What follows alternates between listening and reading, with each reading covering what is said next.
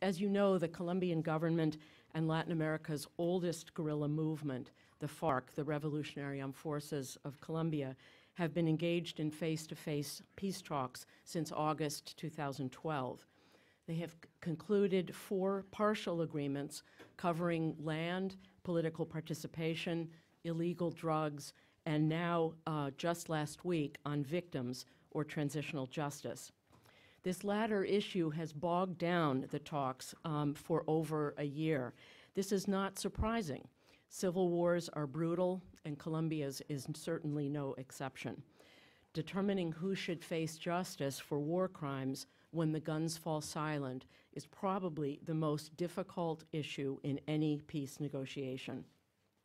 Added to that, Colombian public opinion wants peace, but not at the price of impunity for the FARC. The stakes could not have been higher.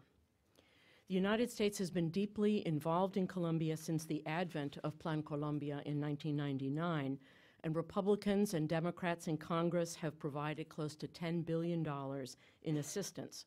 This has taken place over 3 U.S. presidential administrations, Bill Clinton, George W. Bush, and Barack Obama, as well as 3 Colombian presidents, Andrés Pastrana, Álvaro Uribe, and Juan Manuel Santos.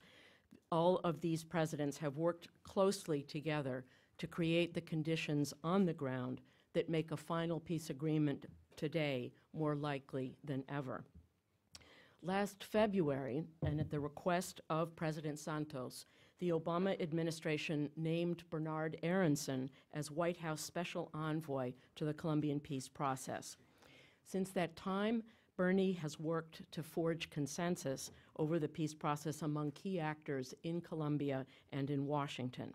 And he brings, as we all know, a wealth of experience to that effort, most notably as Assistant Secretary of State from 1989 to 1993, years that saw the end of the wars in El Salvador and Nicaragua under Presidents George H.W. Bush and Bill Clinton. Following his tenure, and largely as a result of his work on the Central American peace processes, he was awarded the Distinguished Service Medal, the State Department's highest honor for his work resolving those conflicts. And when he's not advancing U.S. policy in the hemisphere, Bernie serves as managing partner of Acon Investments, a private equity firm with offices in cities throughout the United States and Latin America. Bernie, we're delighted to have you. You can see the interest that your presence here and the Colombian peace process has elicited in Washington. We look forward to your remarks. Thank you, Cindy. You know, I've never felt that we had enough advocates of Latin America in this town, but one of the best is Cindy Aronson, and she's been at it since my involvement as well, and she's always knowledgeable. She always brings a great amount of integrity to these debates. We don't always agree, but I've always respected her, and so thank you for your kind words. You know, a Colombian woman with 3 children was quoted in the paper a few days ago as saying, "I've never lived in a country at peace." This is the oldest continuing conflict in the hemisphere and perhaps the war. 225,000 Colombians have lost their lives. If you translate that into U.S. terms, population terms, that'd be about 1.25 million Americans. You know, 5.5 to 6 million Colombians have been displaced from their homes. Again, if you translated that into U.S. terms, it would be 30 million Americans driven from their homes. The only country with more internal refugees than Colombia today is Sudan, and the only country with more landmines that are killing innocent civilians and soldiers and combatants is Afghanistan. So Colombia has paid an enormous price for this conflict. This is the 4th effort to end the war through negotiations. I told the FARC early on that I believed that if this process failed, there would not be a 5th effort, that the next the Colombian president would not run on a program committed to negotiations, and the war would resume. Hopefully, I think we are heading toward a final settlement. As Cindy mentioned, we had some important breakthroughs in the last week, which I'll describe. But I want to emphasize that the negotiations aren't over. Some of these contentious issues are not entirely resolved, though the basic principles and the framework have been established. But I would say there's a fundamentally different atmosphere and a mood at the negotiating table and among the parties. I think having secured both the deadline for signing the agreement and a deadline for disarmament to start fundamentally changed what is going on in the negotiating table. Now we're talking about the end of the war. And these negotiations have had some obstacles that the negotiations that I was involved with El Salvador did not have. One, there's no mediator, so the two sides talk to each other, but there's no figures who can drive the process, who can bridge differences, who can offer alternatives, who can speed up the process. And there were no deadlines. In El Salvador, for those of you who remember, there weren't deadlines in the process, but there were some inherent deadlines. One was that to pass constitutional reforms required two national assemblies in a row to vote on them, and the outgoing National Assembly was going to end its tenure, I think, in May of 1991. If we hadn't gotten amendments done then, we would have had to wait 4 more years. So that was a forcing mechanism, and there was nothing comparable to that in these talks, so they've gone on now for more than 3 years, as Cindy mentioned. But now we have deadlines which are crucial to any negotiations.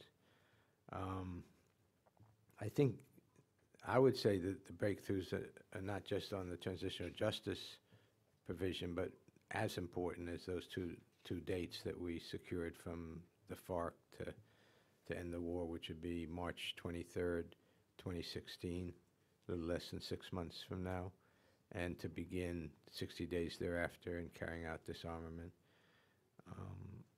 The transitional justice provisions have gotten the most attention in part because this is new ground. Unlike El Salvador, unlike South Africa, unlike East Timor, Colombia is negotiating an end of the war after the establishment of the Rome Convention and the establishment of the International Criminal Court. Colombia is a signatory to those conventions, is bound by them. The United States is not. But they have to take into account the potential jurisdiction of the ICC in these matters. And also, both parties recognize, and the International Criminal Court recognizes that they're creating some precedent here, so there's particular interest. You know, many Colombians wanted this to end with the FARC, you know, in stripes and behind bars. And given the suffering of this war, nobody can argue that they don't have a right to that view. But I think the government determined that if that was the outcome, they would never negotiate a peace, and that the first human right is peace. And they reached an agreement on what is kind of a comprehensive system that has 4 elements: truth, reparations, guarantees of non-repetition, and justice. Unlike Salvador, where everyone was amnestied, regardless of what they did, and some of them did very terrible things. Unlike South Africa, where everyone was amnestied, this process, following international law, segregated a large number of international crimes or war crimes that are not amnesty. I'll just read it to you real quickly. And I think did you give this? So you have a Q&A when people leave, yeah. about transitional justice that was written by Doug Castle, who's a professor of international human rights law at Notre Dame and who served on the Colombian lawyers subcommittee that we established to negotiate transitional justice. So it has a lot more detail, but let me just read this to you because I think it's an important point.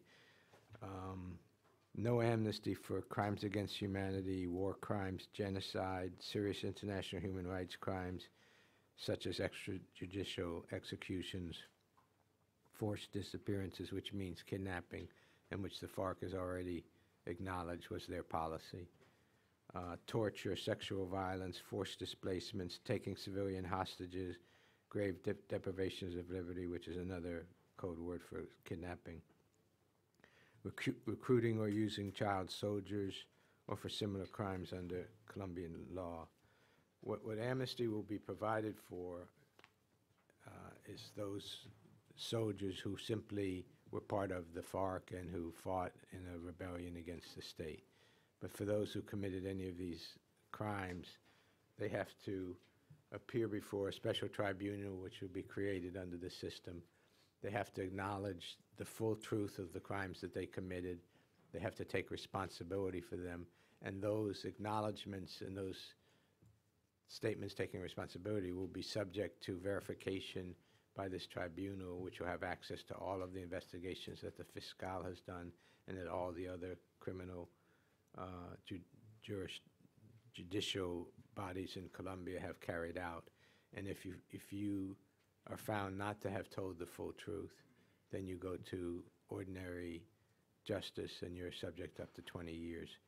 If you tell the whole truth and take responsibility, guarantee non-repetition, which significantly means disarming, but other things as well, and make reparations, then you're subject to sentences of 5 to 8 years in what is called reparative or restorative justice. It's kind of a hard labor where you have to give back and repair and make amends for the harm you did in given communities.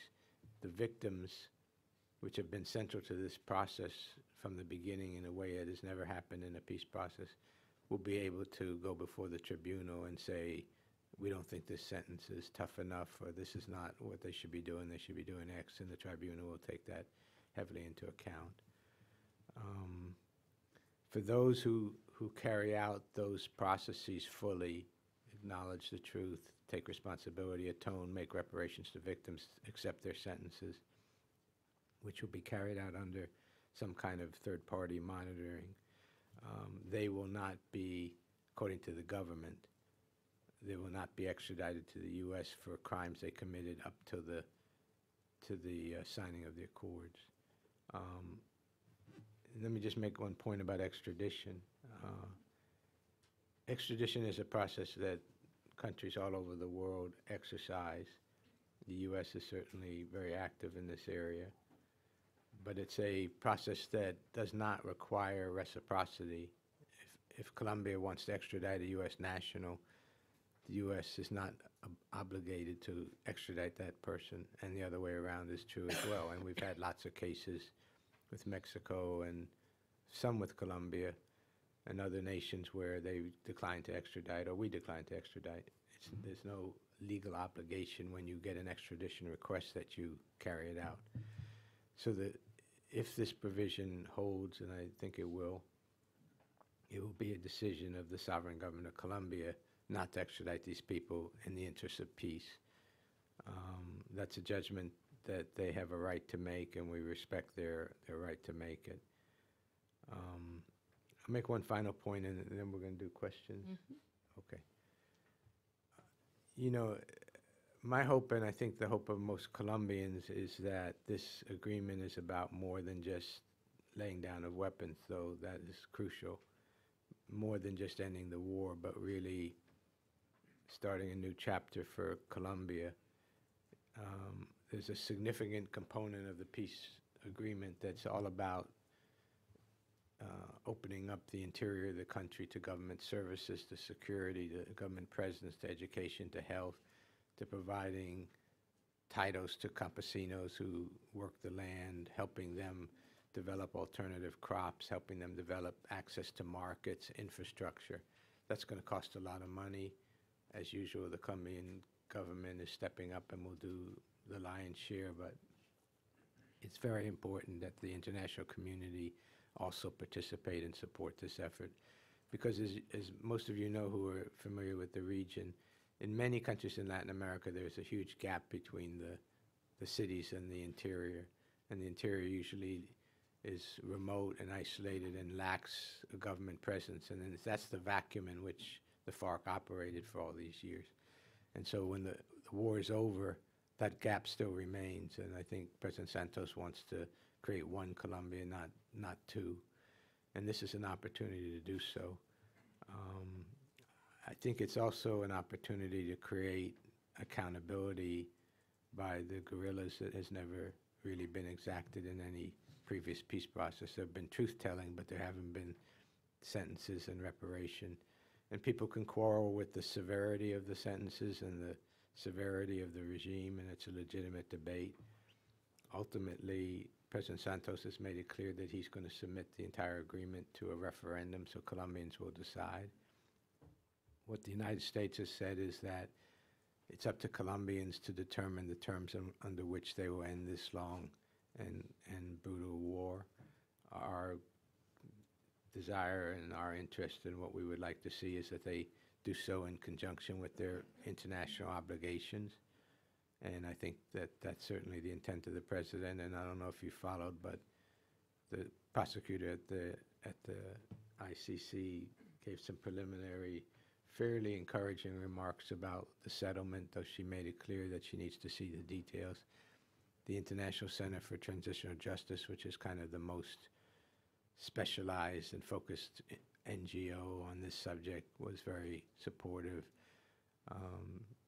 Sergio Jaramillo, the High Commissioner of Peace, and one of the two chief negotiators met with the UN High Commissioner on Human Rights and told me he had a very good meeting. So generally, I think this has gotten a good reception. But again, it's the Colombian people who will pay the price if the process fails, and the Colombian people who will have the right to determine whether these terms are acceptable to them, taken as a whole.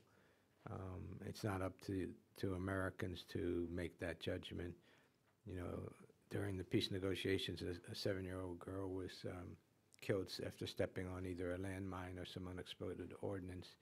If this peace treaty fails, none of our children, or at least those of here who are not Colombian, are going to suffer that fate, but a lot of Colombian kids are. So I think we have to show a certain moral deference and respect to the Colombian people's right, consistent with their international obligations to make these decisions.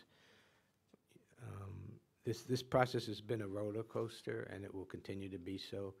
There are details that have to be resolved, and now that we're heading toward the end game, everybody's going to want to nail down what they think are their interests and what they think they negotiated, and there'll be some misunderstandings, there'll be some angry words. We're not going to just sort of have a, you know, down the slide at the playground to the end, but the chief commandante of the FARC, Timoshenko, just announced they're going to cease military training. That's a good sign. An NGO in Colombia put out a report that says the last 3 months have been the most peaceful in the country since 1974. That's a good sign. This informal ceasefire is holding better than the first one did. But there are always risks. The first one broke down not because anybody intended it to, but because implicit in an informal ceasefire is that you have two armies in the same zone.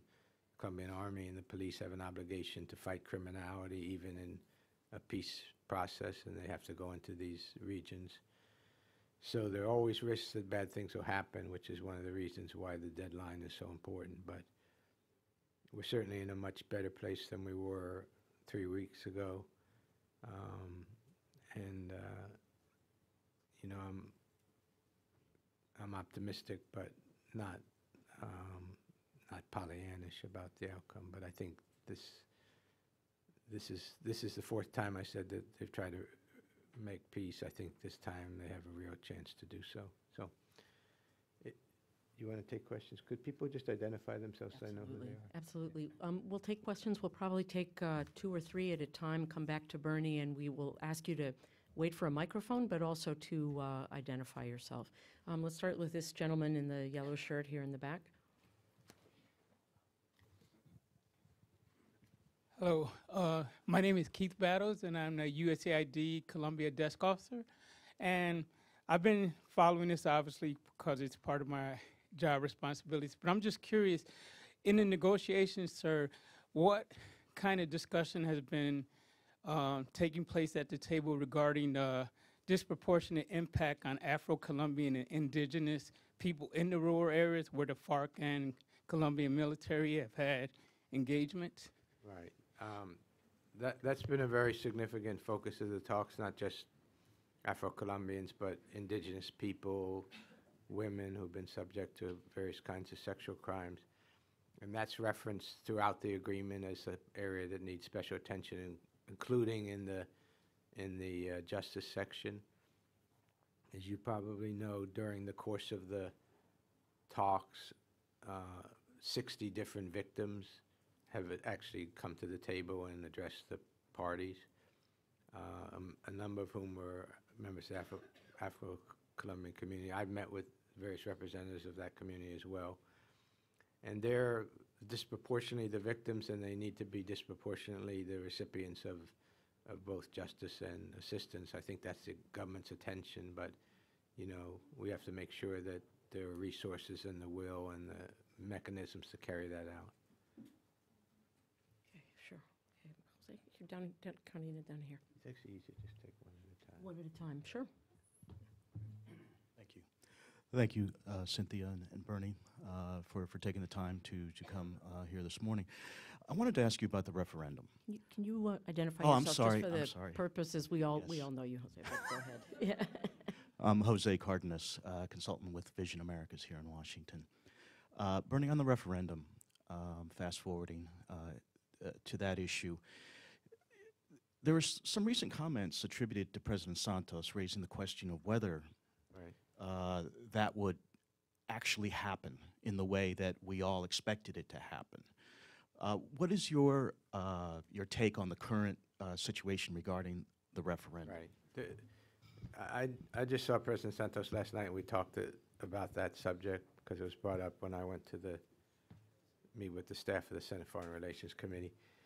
He was having a conversation, I think, with former President Aznar, and what he said was to have a referendum where each section of the agreement was voted on separately would be a big mistake. It's a little bit like fast-track authority when you're voting on a free trade agreement. If you take each piece out and you vote separately, you're going to have an ungovernable mess. But he's completely committed, as he said from the beginning of the peace process, to have a referendum on the agreement. It'll be available, debated ahead of time, and then the Colombian people will vote on it. The exact mechanism or time that it'll happen hasn't been set, but if you take 6 months from March 23rd, and then give them, some weeks or a month or so for people to have a debate so that everybody understands what's in the agreement, they'll have some kind of a referendum vote then. But the president hasn't walked back from that commitment at all, though I know Mary O'Grady mentioned that in her column, but it was about a different issue. Sure. David, here, back in the red.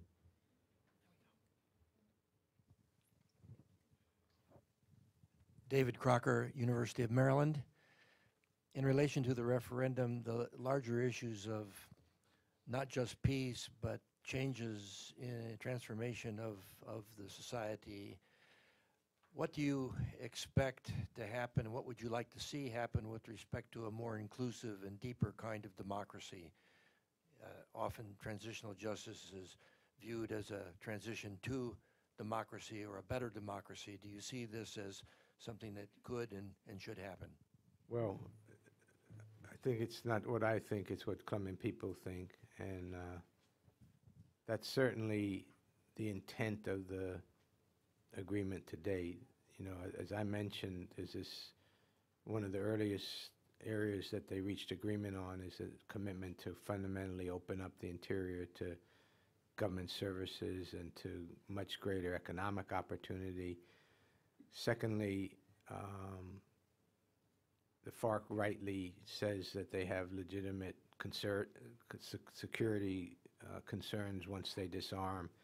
The government is very committed and is working with on a subcommission involving post-conflict security so that they can go after the Bakrim and other former paras and criminal gangs that are still in Colombia, who often intimidate people and deny them political rights or in league with local corrupt officials. So that's a fundamental requirement.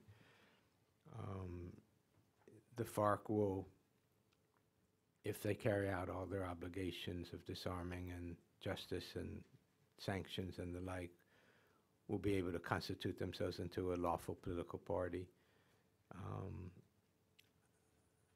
That certainly gives, you know, the left an extra voice in some way. But it's a fundamental change in the politics of the country to have people arguing at the ballot box instead of, you know, in Putumayo with AK-47. So, as I said before, I think if this process works the way everybody hopes it will, it'll be much more than just the guns are still. It'll be a social, economic, and political transformation that opens up the country to more legitimate, lawful voices, but denies anybody the right to influence politics through violence. Ambassador Barco? One moment. Carolina Arco, former ambassador of Colombia here. From a Bernie, distinguished ambassador. that's very kind of you. No, I was just wondering what the thought is behind those 60 days for the disarmament after the signing. Why is there that period? What is the thought behind? As opposed to just on day one. Yes, or You know, disarmament is a complicated process. Just going into these zones is going to be logistically, you know, complicated as well. I think it was just an effort not to overload the circuits. It's not that anybody wanted to delay disarmament, just the opposite. We want to speed it up. But, you know, bringing 7,000 active duty soldiers and maybe 10 to 15,000 militia into a set of zones and having outside third parties monitoring that, et cetera, and turning your weapons at the same time, it might be just overloading the circuits. But 60 days is a lot quicker than the FARC envisioned originally. Sure. Let's take oh my gosh, this is, there's a lot of people. I'll just put them in order. I'm going to take Jason, Timothy, this woman in the back, I think Roger wanted it. Roger also. We'll take those three and come back. I see Christina. Yeah, Great. Go ahead. Thanks, Cindy, and thanks, Bernie. And Bernie, thanks for all your excellent efforts on this. Jason Marzak with the Atlantic Council. My question relates to the U.S. role. What is Bernie? What have been the nature of your conversations with Congress in regard to the announcements from the last week? I saw a positive statement from Elliot Engel, for example, being very supportive. And what do you see as the U.S. role moving forward? Is there the potential of a second Plan Colombia that will help in the peace building process, which, as we all know, was bipartisan back in the day? Right. Well, I've tried to stay in close touch with members and staff in the Congress. I briefed the Senate Foreign Relations Committee staff. What day was that, Rob? Wednesday. I'm speaking to the House today. I'm going to see the appropriators next week. Well, it has to be, I have to figure out my schedule going back to Cuba, but you'll see the appropriators as well, though one of the best is here in the room, so happy to see that. And we're going to try to work very closely with the Congress on the implementation, obviously.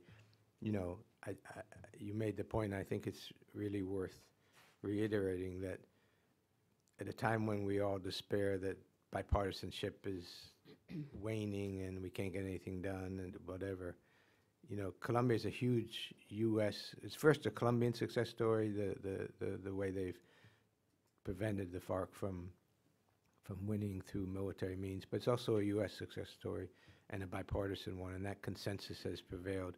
Even before Plan Colombia, the first thing came across my desk at State 25 years ago was a request from Colombia for $50 million in military aid to deal with Pablo Escobar's war on the Colombian state. Roger dealt with these efforts when he was Assistant Secretary. We all have. And so I think it's very important that we maintain that consensus and help Colombia implement the agreement quickly and effectively and to the letter and spirit of the agreement, because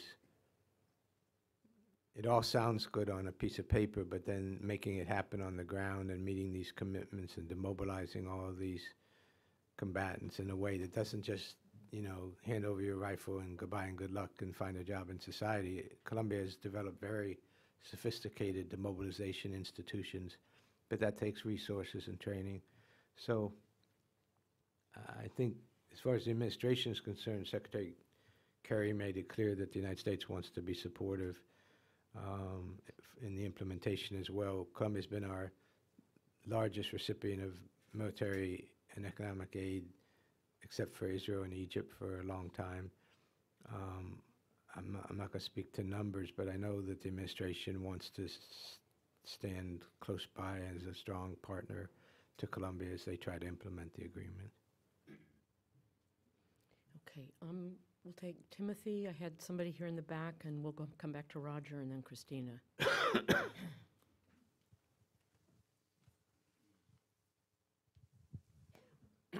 I'm Timothy Towell, retired State Department Foreign Service officer, 31 years in the Foreign Service, but in the last century, and working under the leadership of Assistant Secretary of State Bernie Aronson to bring Was that in the truth. last century? Yeah, it was, actually.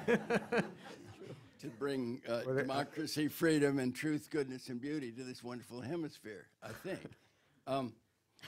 And I think it's amazing that so many people came out on this rainy day, but I suspect that it's the hurricane has an Hispanic name this year rather than some waspy Anglo-Saxon kind of silliness. There are certain cynics that say, there are no cynics in this room, yes, I see a few, that say there's a linkage between this historic peace process and the relationship between border difficulties between Colombia and Venezuela. And they argue cynically that Venezuela is such a disaster that on the eve of the Venezuelan elections, which we all know are so transparent and wonderful, that the Venezuelans picked the fight with the great Colombian nation and people to distract attention from the disaster, and so that people would ignore or forget things like jailing Leopoldo Lopez for 15 years, the only real Democrat in the country, and other issues. Is there any linkage between that maneuver, cynical maneuver, and the important peace process that you've been working on? Well, they're two separate issues, but you know, the time when the Colombian government is devoting its focus and resources on negotiating peace, it's not helpful to also have this border problem with Venezuela.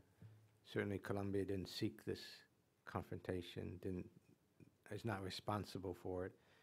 And it does raise a question about Venezuela's commitment to the peace process. It's not helpful for a country that has a formal position in the peace process, which is accompanying nation along with Chile, to be creating a crisis that is harmful to Colombians on the ground and also stirs up tensions on the border that are not helpful or constructive to the region. Where did we go? There was someone, yes, this young woman here. Hi, Moira Burst from Peace Brigades International. Hi.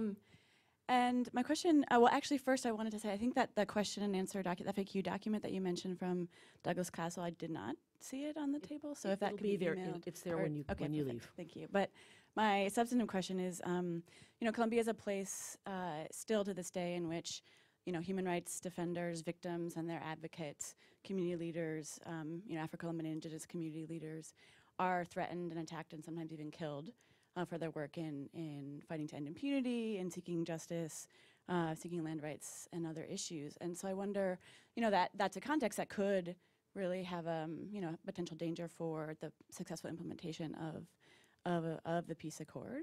and referring to the question too about political participation. So I'm wondering how much that issue of protection and security for civil society leaders has been part of the conversation in Havana, and also how the U.S. government is thinking about supporting on that issue in particular.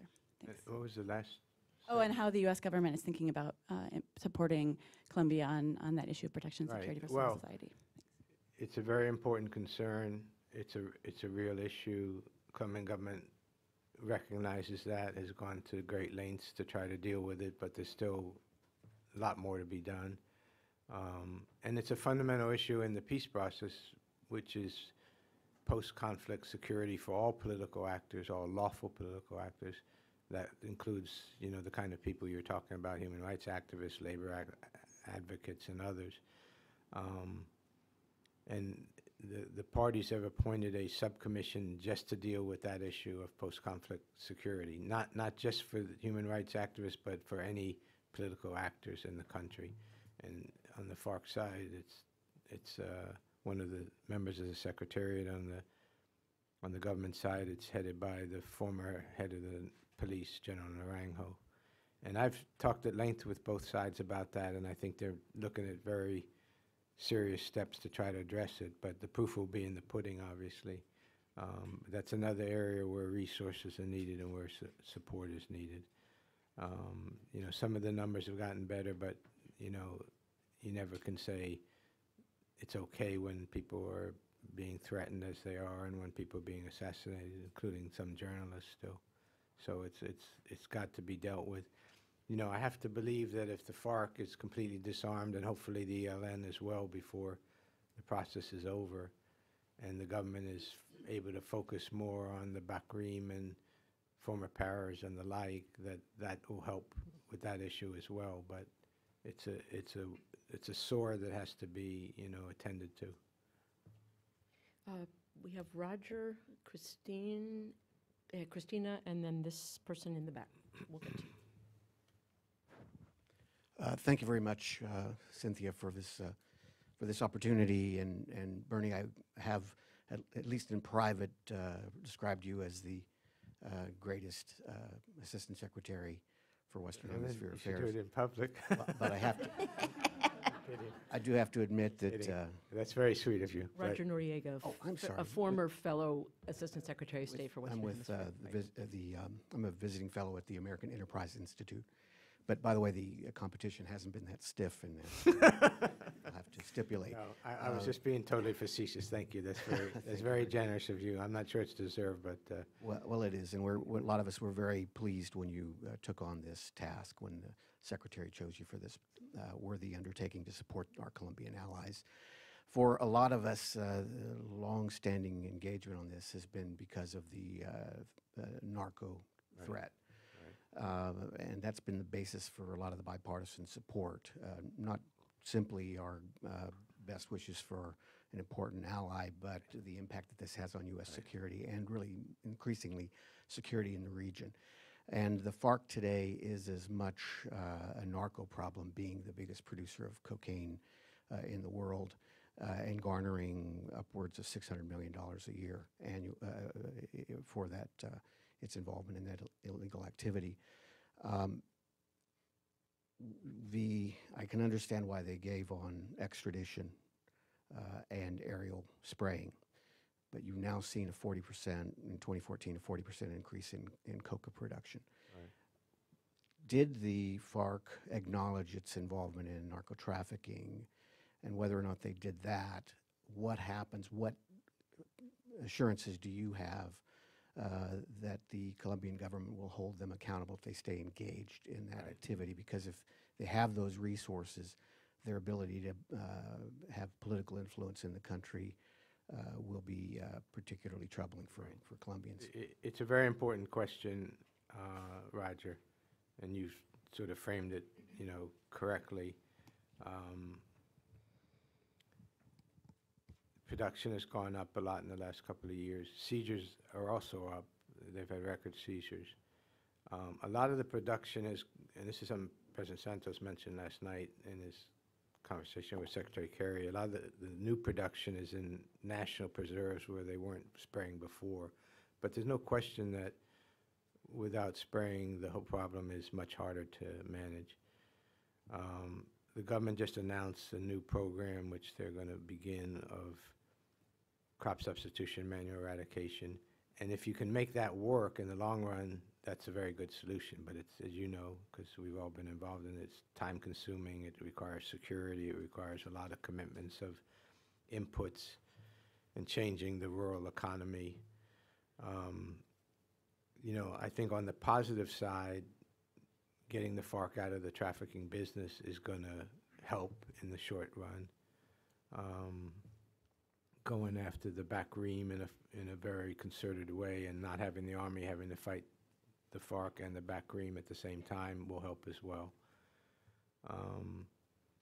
But I think, you know, the United States has made it clear, the administration has made it clear that we want to be supportive of the government's new efforts, and we also are very hopeful that, you know, they'll yield good results. It's a problem to see the production grow the way it has. But I think getting the FARC out of that business is a plus. And at the end of the day, and all of us have made this speech when we were in office, is, you know, we have to reduce demand in this country. You know, markets work in licit products and illicit products. And we have to reduce the number of people who are addicted now, heroin as well. But it's a big issue. So I think it's something the government has to take on and has said it will, and we're going to try to help. Okay, over here, Christina Serna. Back to you.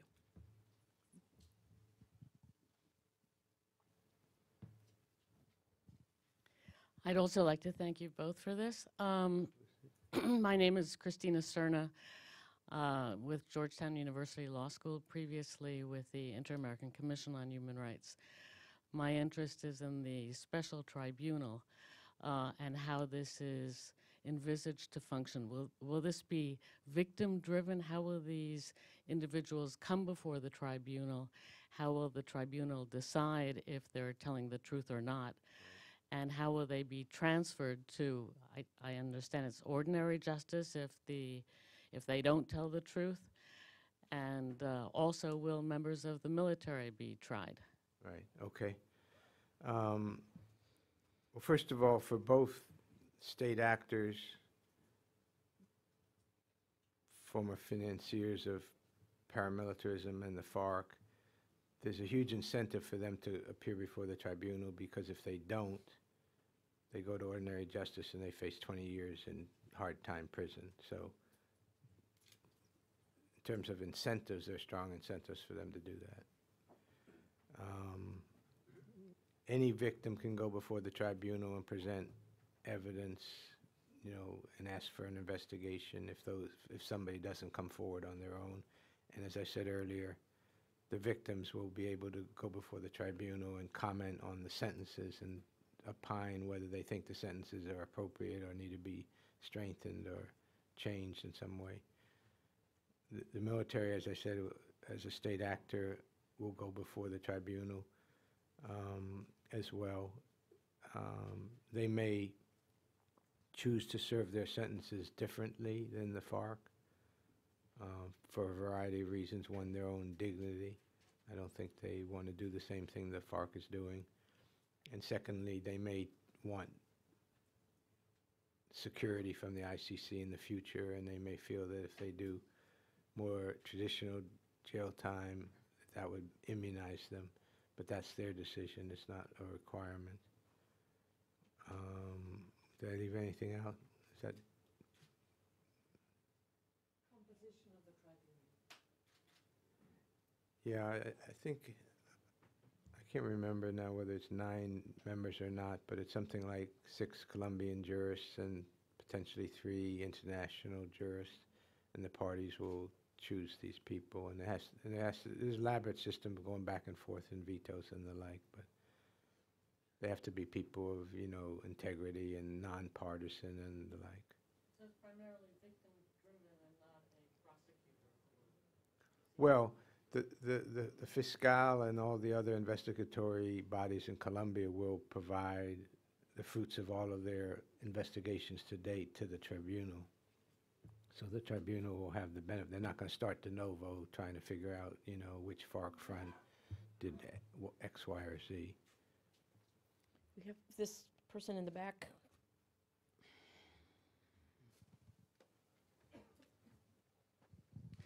Marta Avila with RCN TV Colombia. Mr. Aronson, today FARC is an international organization terrorist.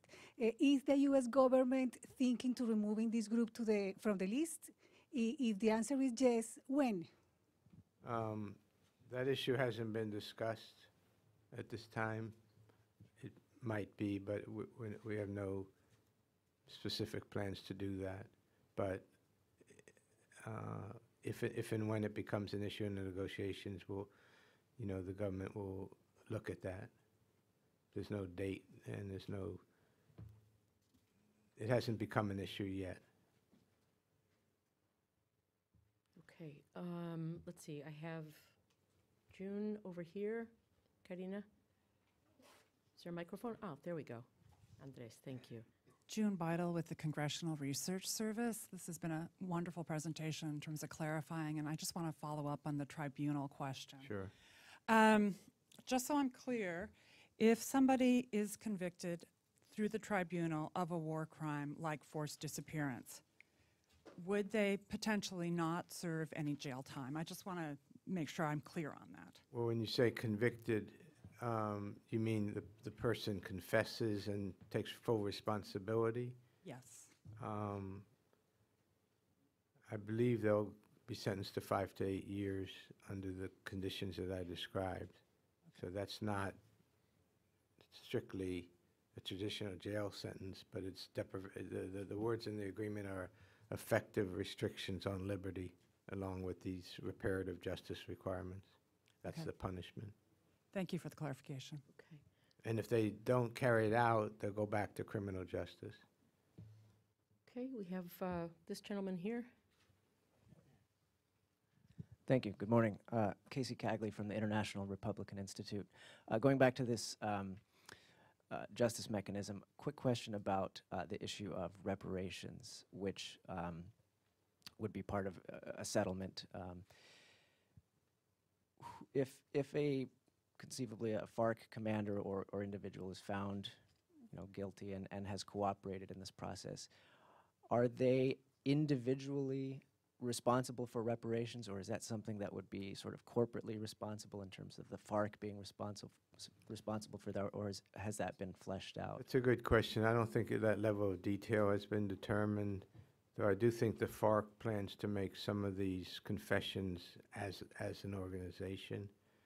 And I would think if they make the confessions as an organization, then it would be the organization that would be expected to make reparations. But that hasn't been sort of gamed out, but it'll have to be figured out.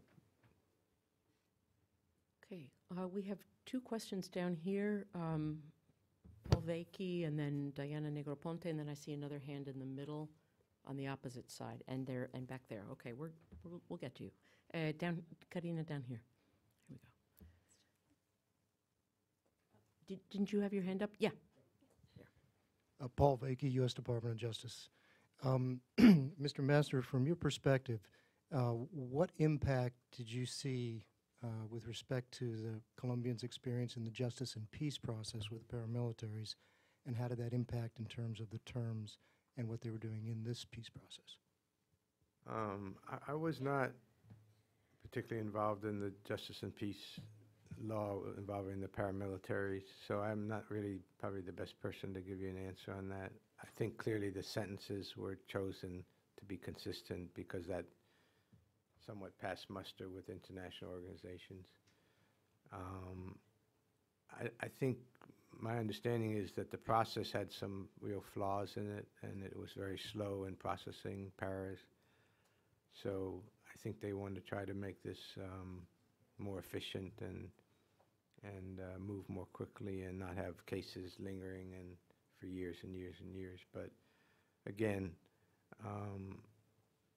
I'm not really familiar with sort of the day-to-day carrying out of that process, so I don't really want to say more than I know. Even though I'm in Washington, I'm wearing a tie where saying more than you know is part of our job. But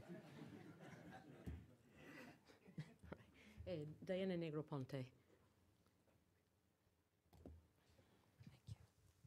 Thank you very much. Diana Negroponte from the Woodrow Wilson Institute.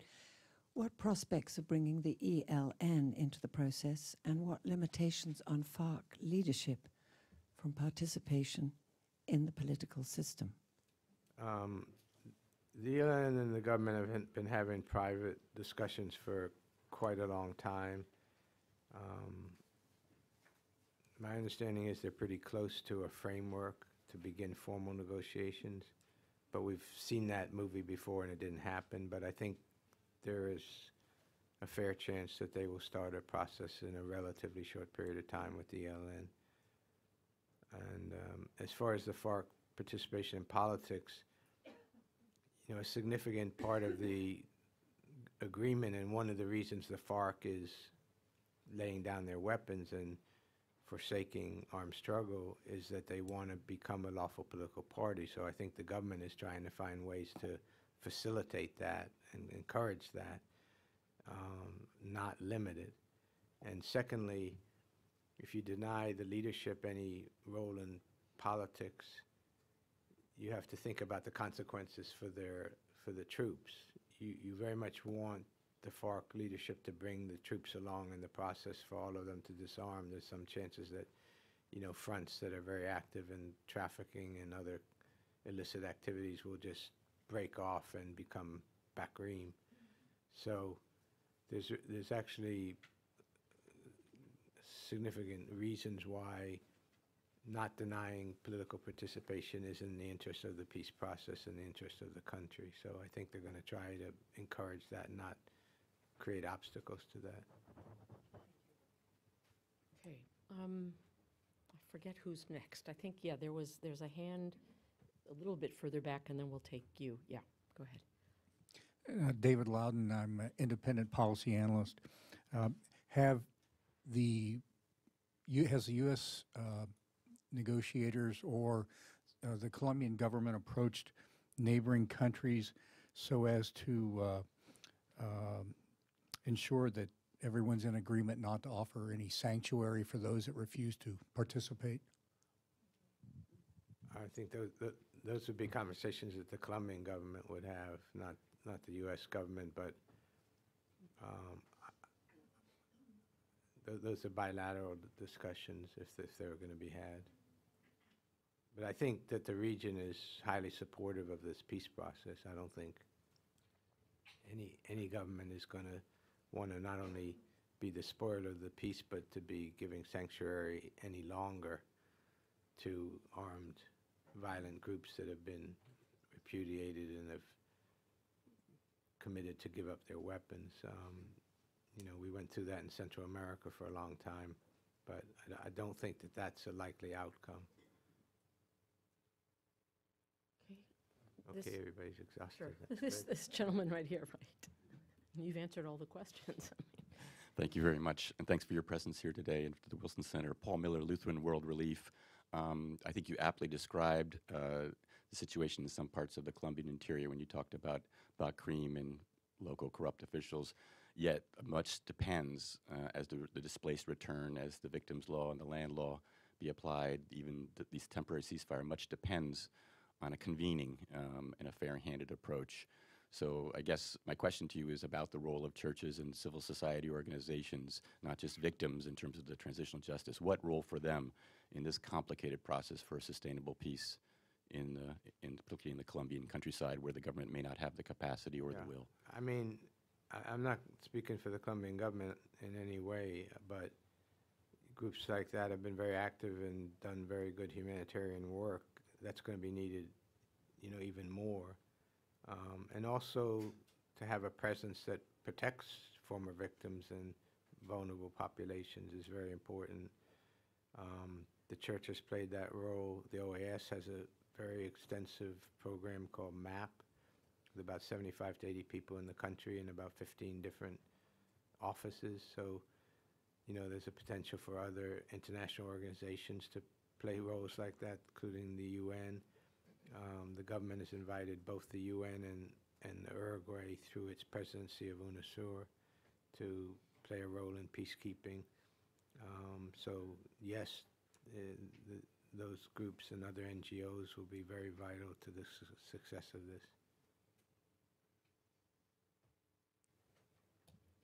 Okay. Here we have a hand, and then in the back, I see.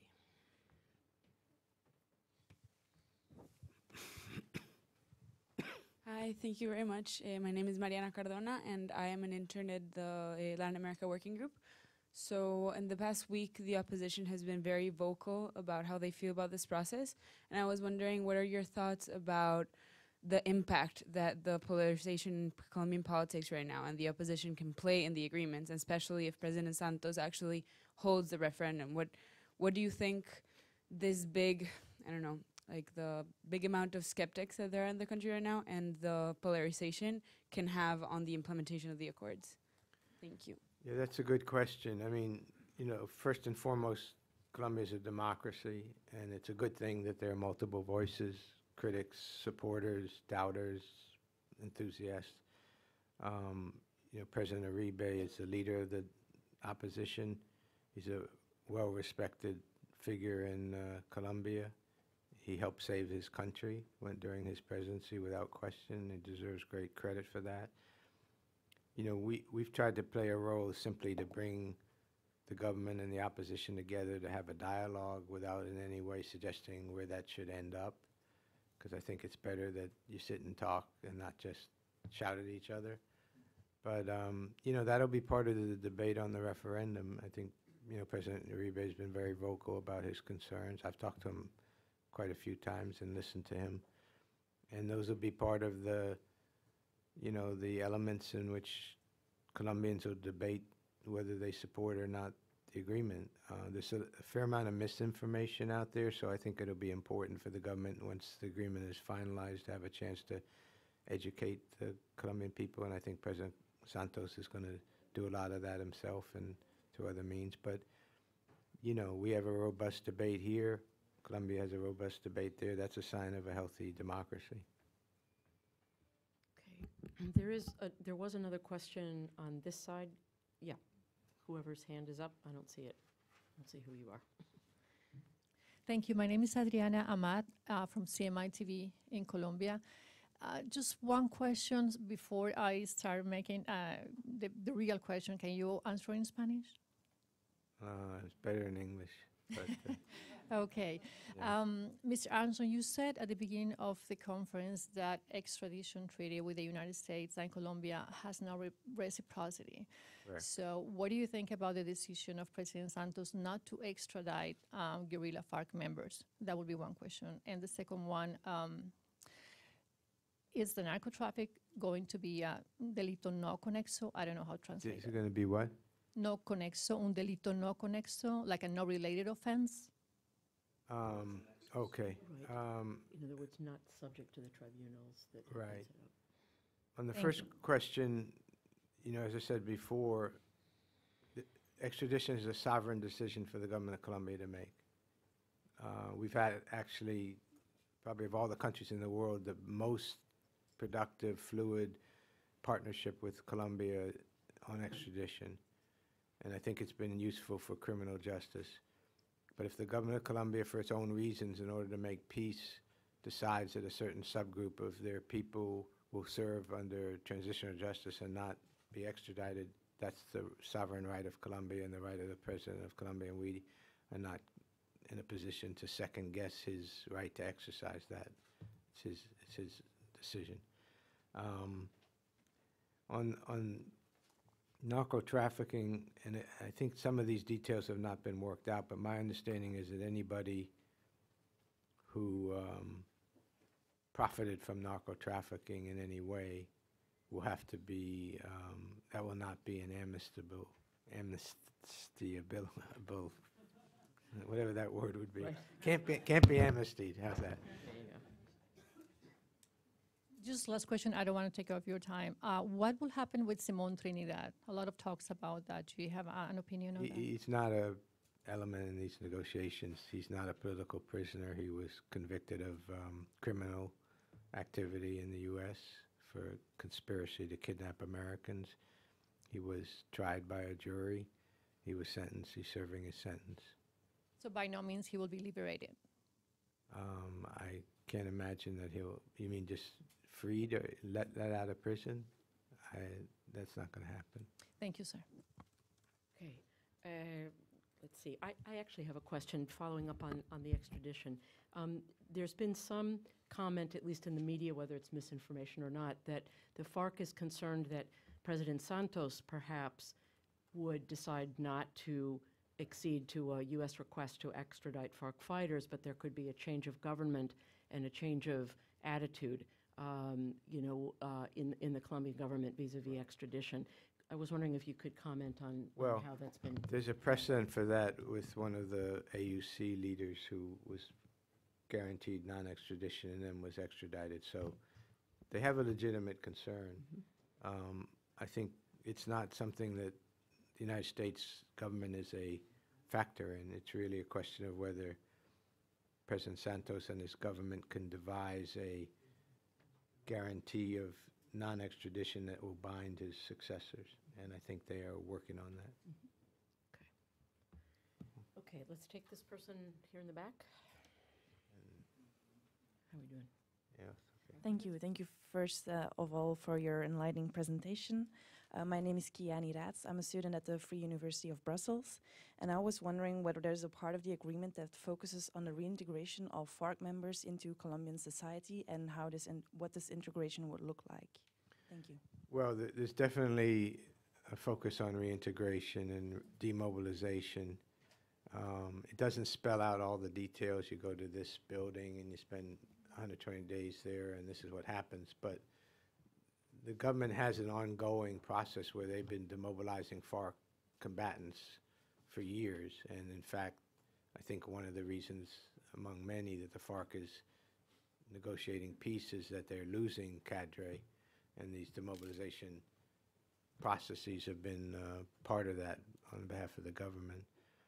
So I suspect that it'll follow some of the elements where these former combatants go and they spend a certain amount of time, they get job training, sometimes they get literacy training, sometimes outreach to try to find them employment so that they're not just thrown into the society without skills and without a means to support themselves, which can obviously tempt them to go into criminal activity.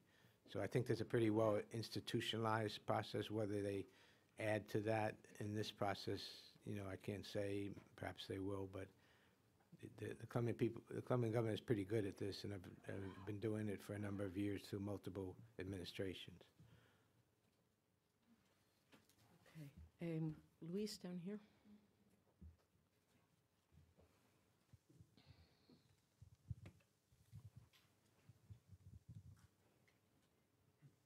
Good morning. I'm Luis Alonso with the AP. Many thanks.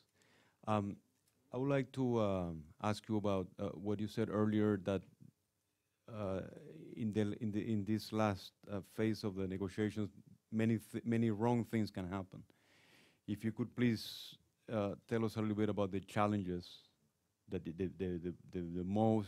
biggest concerns about the challenges, and I wanted to ask you specifically if one of those concerns includes an acute deterioration of the humanitarian situation in the neighbor Venezuela. Is a big exodus before March could create a bigger humanitarian situation along the border that could jeopardize this? Well, thanks. I just want to make it clear what I said. I don't think we're in a situation where there are multiple crises about to break out that will kill the peace process at all. I'm optimistic, and I think we made a huge breakthrough that's not guaranteed irreversible, but gets us pretty close. So, but what I was saying is, as we saw in April and May, when the unilateral ceasefire broke down, inherent in that kind of ceasefire, there are dangers. You have two armies in similar areas. You don't have a guaranteed lines between them. You don't have anybody separating them. And so bad things can happen just with two patrols coming across each other, and one thinks the other's about to fire, and they're in a firefight, and there's, soldiers killed. That's what happened. Cauca didn't happen like that. It was an attack, but Cauca is a good example. So I was just talking about, you know, risks that are inherent in a non-formal ceasefire, which is what we have right now. So far, it's holding very well, and as I quoted that NGO, it's the most peaceful time in Colombia since 1974. But, you know, I come from a background where when you say everything's perfect, the guys will prove to you you're wrong. So that's what I was talking about. Just may, as a Colombian, I want to thank your government for the fact that they asked you to be the special envoy, and I want to thank you for all the effort that you've made. I think the kind of conversations that have gotten underway, the kind of discussions in a very active democracy in Colombia and here are very, very helpful, and I just wanted to thank you publicly and privately. Thank you very much. Thank you, Carolina. Let me just say one final thing. I appreciate everybody's questions. If this can get done, if these wars can end, both FARC and ELN, then I think the future for Colombia is really unlimited. You know, I think it has among the strongest democratic institutions in the hemisphere, historically the best managed economy, a huge magnet for foreign investment, great natural resources. And I think Colombia can really emerge as the model of the successful democracy in contrast to some of its neighbors who, you know, are destroying their democracy and their economy at the same time. So I think there are great possibilities for Colombia to come out of this. And, you know, I think Americans are proud to have played a role in helping Colombia get to this point, but Colombia took the lead. Colombia enlarged its armed forces. Colombia increased its taxes. They didn't say send American troops. They said just help us, you know, do this job. So I think the great credit is due to the Colombian people and the Colombian governments, and I think most Americans are proud to have been a junior partner in that effort. And also, Colombia's had the best ambassadors, so. Great. On that note, and with apologies to Marta, we will end. Bernie, thank you so much, not only for being with us this morning, but for the tremendous work that you're doing on behalf of the studio